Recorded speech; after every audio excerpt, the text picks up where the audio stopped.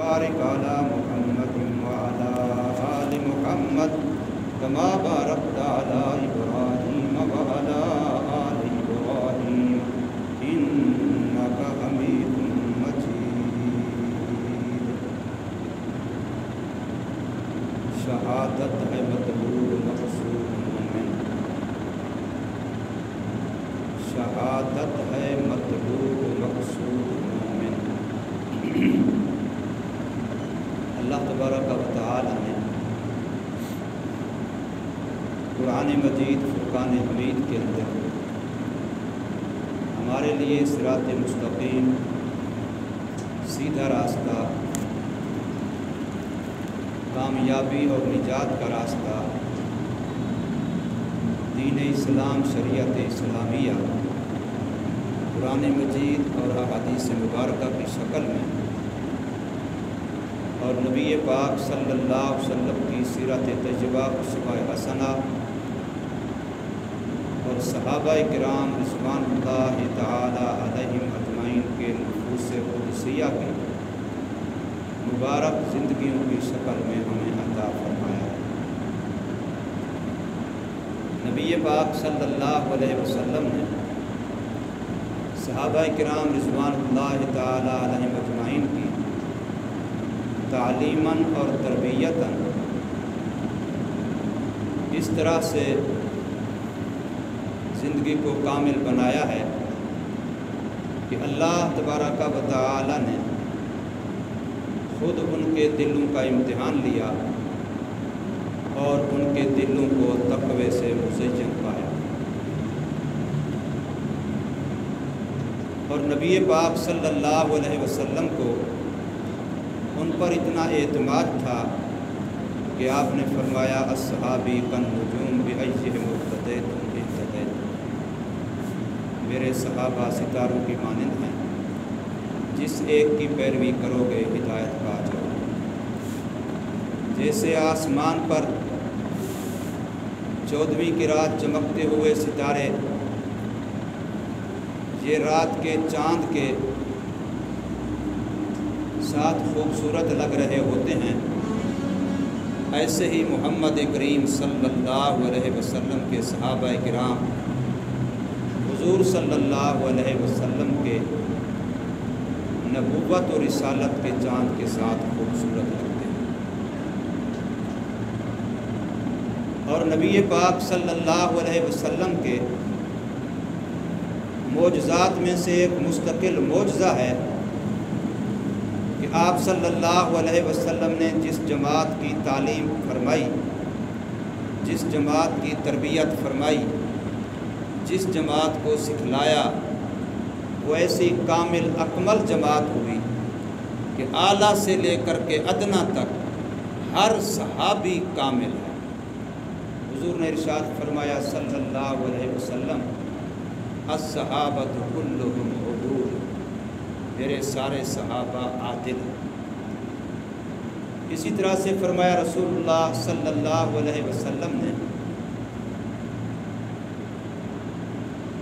कि इज़ा रअयतुमुर रजुला, कि जब तुम किसी ऐसे आदमी को देखो यसुब्बु अस्हाबी, जो मेरे सहाबा के बारे में कम व बेश गलत ज़ुबान इस्तेमाल करता है, फ़क़ूलू लअनतुल्लाहि अला शर्रिकुम, उसे कहो कि तेरे इस शर पर खुदा की लानत और फटकार है।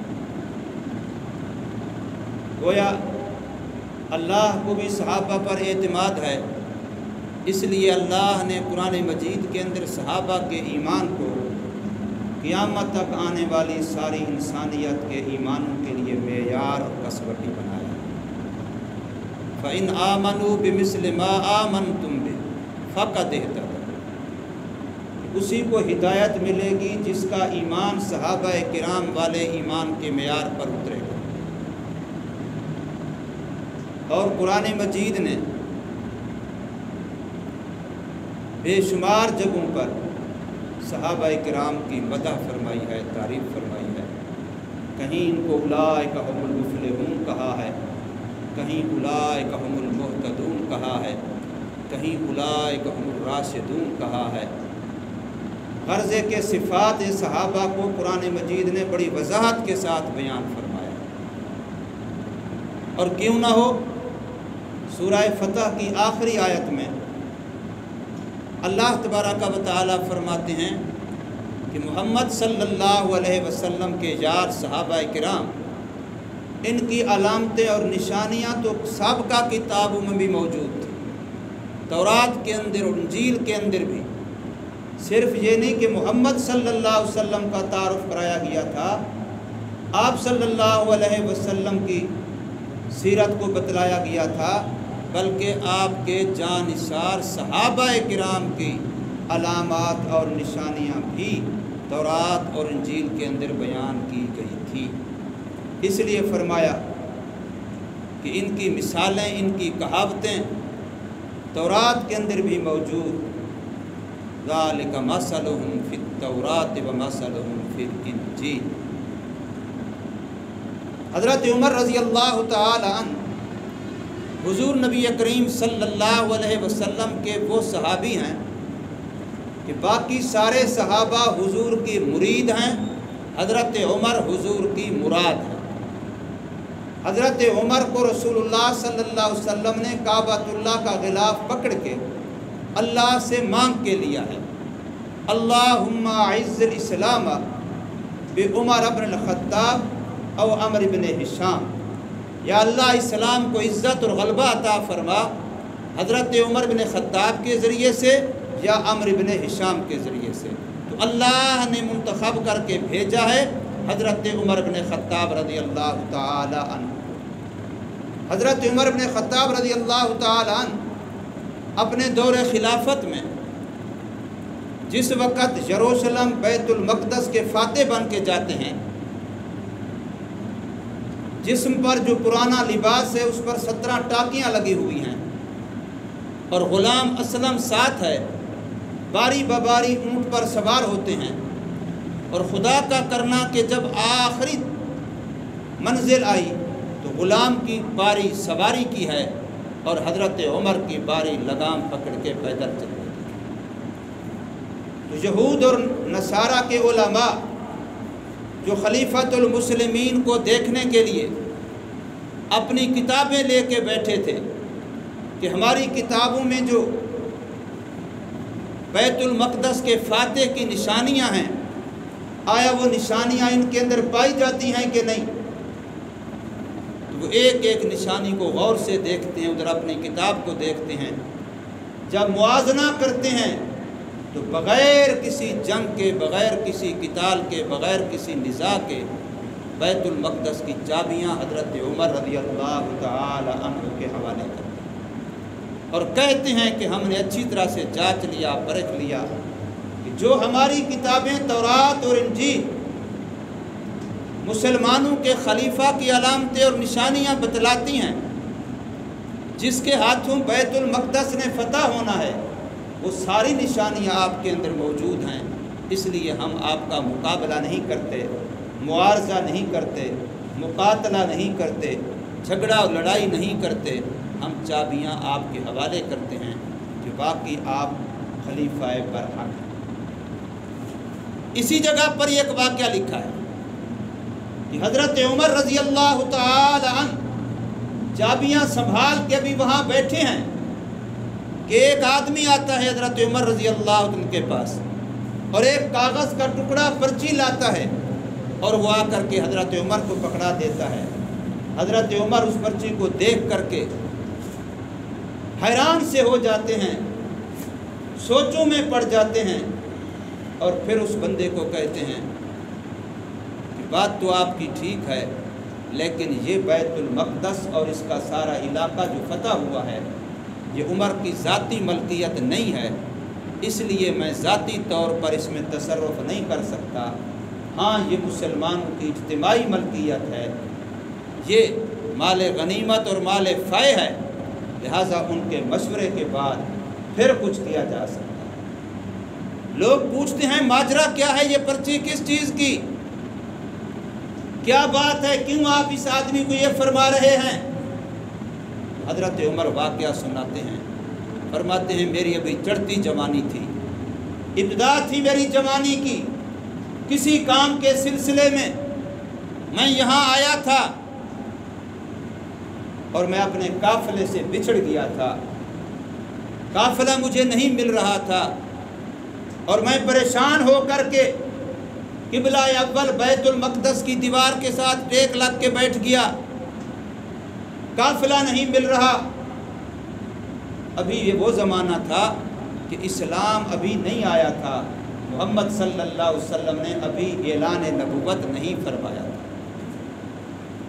اس وقت میرے پاس ایک آدمی آیا اور مجھے بڑی غور سے دیکھتا رہا کہ یہ جوان کون ہے۔ اس نے مجھے ہر طرح سے دیکھنے کے بعد میرے سے پوچھا، کیا تیرا نام عمر ہے؟ میں نے کہا جی ہاں میرا نام عمر ہے۔ اس نے پوچھا کیا تیرے باپ کا نام خطاب ہے؟ میں نے بتایا جی ہاں خطاب ہے، لیکن تو مجھے کیسے جانتا ہے؟ تو یہ میرے سے کیوں پوچھ رہا ہے؟ وہ آدمی توقف کرنے کے بعد ایک پرچی نکال کے مجھے دیتا ہے، کہتا ہے اس کاغذ پہ لکھو کہ جب تم اس علاقے کے والی ہوگے، جب تم اس علاقے کے حاکم ہوگے تو یہاں پرچی پر مجھے لکھ کے دو کہ اس وقت میرے مال، میرے گھر، میری جائیداد کو مال غنیمت بنا کے اپنے قبضے میں نہیں لوگے، بلکہ وہ میری چیزیں میرے ہی حوالے، میری ملکیت میں رہنے دو گے۔ یہ چیز مجھے لکھ کے دو۔ میں نے عجیب سمجھا کہ میں ایک نوجوان بچہ، کہاں میں اس جگہ کا والی بنوں گا، حاکم بنوں گا، یہ کون ہے، کیا باتیں کر رہا ہے؟ میں نے اس کی بات کو اہمیت نہیں دی۔ اس نے اصرار کیا، میں نے کہا چلو تو اگر اصرار کرتا ہے تو میں کون سا اس کا حاکم بن رہا ہوں، یہ لو میں لکھ کے دے دیتا ہوں۔ میں نے لکھ کے دے دیا تھا۔ آج وہی بندہ وہ پرچی لے کے آیا کھڑا ہے کہ آپ نے لکھ کے دیا تھا، لہٰذا آج آپ اس علاقے کے والی بن گئے ہیں، تو میرا گھر، میری جائیداد، میری چیزیں مال غنیمت نہ بنے۔ اپنے وعدے کو ایفا کرو، وعدہ پورا کرو، معاہدے کی پابندی کرو، آپ نے خود لکھ کے دیا تھا، لہٰذا اس کو پورا کرو۔ تو یہ کہہ رہا ہے اور میں اسے جواب دے رہا ہوں کہ جو کچھ اب مال غنیمت بنا، جس میں اس کا گھر، اس کی چیزیں بھی ہیں، اب وہ میری ذاتی ملکیت تو نہیں ہے کہ میں اس کو دے دوں، وہ تو مسلمانوں کی اجتماعی ملکیت ہے، وہ تو پورے لشکر کی ملکیت ہے، اس لیے میں اب اپنی مرضی نہیں کر سکتا، میں ان کے مشورے کے بعد بتاؤں۔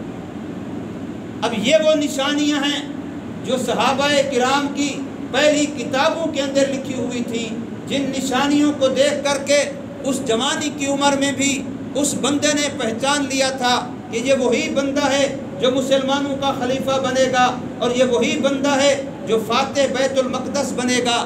اس نے نشانیوں سے پہچانا تھا، اپنی کتاب کے ذریعے سے پہچانا تھا، نام بھی اس کو معلوم تھا، ولدیت بھی اس کو معلوم تھی، اس لیے اس نے وہ پرچی لکھوا لی۔ اور آج ان کے جو اہل کتاب کے علماء تھے، تورات کے جاننے والے تھے، انجیل کے جاننے والے تھے، وہ بھی سارے کے سارے سمجھ گئے یہ نشانیاں اس کے اندر پوری ہیں۔ غلام سوار ہے اور جو والی ہے، خلیفہ وقت ہے، اس کے ہاتھ میں مہار ہے۔ یہ ہے عدل فاروقی، یہ ہے انصاف۔ آج ہم حضرت عمر فاروق رضی اللہ تعالی عنہ کا نام تو لیتے ہیں اور اپنے آپ کو حضرت عمر کے ساتھ جوڑتے ہیں، ان کو ماننے والا کہلواتے ہیں، اپنے آپ کے ساتھ فاروقی بھی لکھ دیتے ہیں، لیکن انصاف کرنے کے لیے نہ ہم اپنے ساتھ انصاف کرتے ہیں، نہ اپنے گھر والوں کے ساتھ انصاف کرتے ہیں، نہ اپنے ملنے جلنے والوں کے ساتھ انصاف کرتے ہیں، نہ اپنے اڑوس پڑوس کے ساتھ انصاف کرتے ہیں، نہ اپنے چھوٹے بڑوں کے ساتھ انصاف کرتے ہیں۔ جبکہ حضرت عمر رضی اللہ تعالی عنہ کا انصاف یہ ہے کہ اگر باری سوار ہونے کی غلام کی آئی ہے اور وہ غلام کہہ بھی رہا ہے کہ اب تو آخری باری ہے، آگے سامنے ہم نے ان لوگوں کے پاس جانا ہے جن کے لیے آپ آئے ہیں، جہاں آپ نے فتح کے جھنڈے گاڑنے ہیں، وہ لوگ کیا کہیں گے؟ آپ کا لباس بھی ایسا ہے جس کو 17 ٹاکیاں لگی ہوئی ہیں۔ اگر پرانے لباس سے انسان کی شان کم ہوتی تو حضرت عمر کی ہو جاتی۔ اگر ہلکا لباس پہننے سے انسان کی شان میں کمی آتی ہوتی تو حضرت عمر کی شان بھی کم ہو جاتی۔ اگر سواری کے بغیر انسان کی شان میں کمی آتی ہوتی تو حضرت عمر پیدل چل رہے تھے، ان کی شان میں کمی آ جاتی۔ یہ ہماری بھول ہے، ہم احساس کمتری کا شکار ہیں۔ ایک وقت وہ تھا کہ جب انسان کی شان ایسی ہوتی تھی کہ اس کے ساتھ جو چیز لگ جاتی اس کو شان مل جاتی تھی۔ آج چونکہ ہم اندر سے خالی ہو چکے ہیں، ہمارے اندر رہا کچھ نہیں ہے، اس لیے پھر میں اپنی شان بنانے کے لیے کبھی بڑی کوٹھی کا سہارا لیتا ہوں، کبھی بڑی گاڑی کا سہارا لیتا ہوں، کبھی بینک بیلنس کا سہارا لیتا ہوں کہ میرے پاس بڑی گاڑی ہوگی تو میری عزت ہوگی، بڑی کوٹھی میں رہائش ہوگی تو عزت ہوگی، اور بڑا مال بڑا پیسہ میرے بینک اکاؤنٹ میں ہوگا تو میری عزت ہوگی۔ حالانکہ یہ بالکل بھول ہے، یہ بالکل غلط ہے۔ تیرے اندر ایمان ہوگا تیری عزت ہوگی، تیرے اندر اللہ کی محبت ہوگی تیری عزت ہوگی۔ چاہے تیرے اوپر جسم پر لباس پھٹا پرانا ہو، چاہے تیری رہائش جھونپڑی کے اندر ہو، چاہے تو سواری کے بغیر پیدل چل رہا ہو، اگر ایمان ہے تو شان والا ہے، اگر نیک اعمال ہیں تو شان والا ہے، اچھے اخلاق ہیں تو شان والا ہے، تیرے اندر اچھی صفات ہیں تو شان والا ہے۔